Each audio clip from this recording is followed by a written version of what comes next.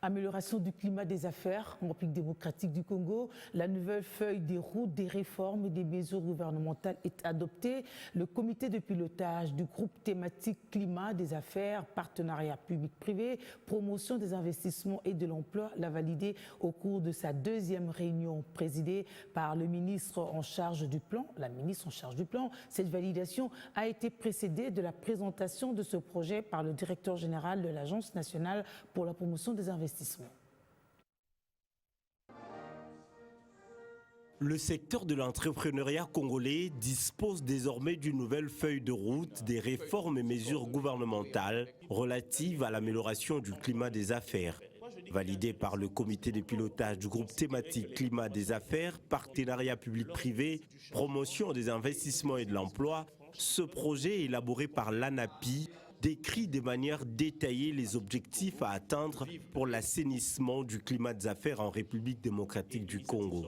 On puisse avoir une feuille de route coordonnée et cohérente avec le plan national stratégique, être attractif et demeurer attractif.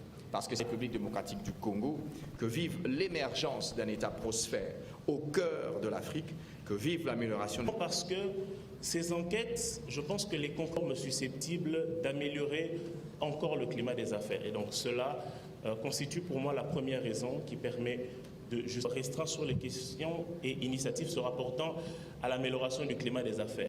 À en croire la ministre d'État et ministre du Plan, cette feuille de route va à coup sûr booster le développement de la RDC à l'heure où on parle de la diversification de l'économie, laquelle doit se faire avec l'apport du secteur privé. Il était important de pouvoir revoir l'ancienne feuille de route qui existait, ce qui a été fait un travail au niveau technique au mois d'août, et aujourd'hui nous avons au niveau du comité de pilotage validé cette feuille de route qui reprend un certain nombre de réformes qui doivent être mises en œuvre au niveau sectoriel, donc chacun aura sa responsabilité, tant au niveau des services, des ministères que des services publics, et aussi peut-être au niveau de certaines réformes, il y a aussi la contribution des privés. On prend par exemple avec le système bancaire.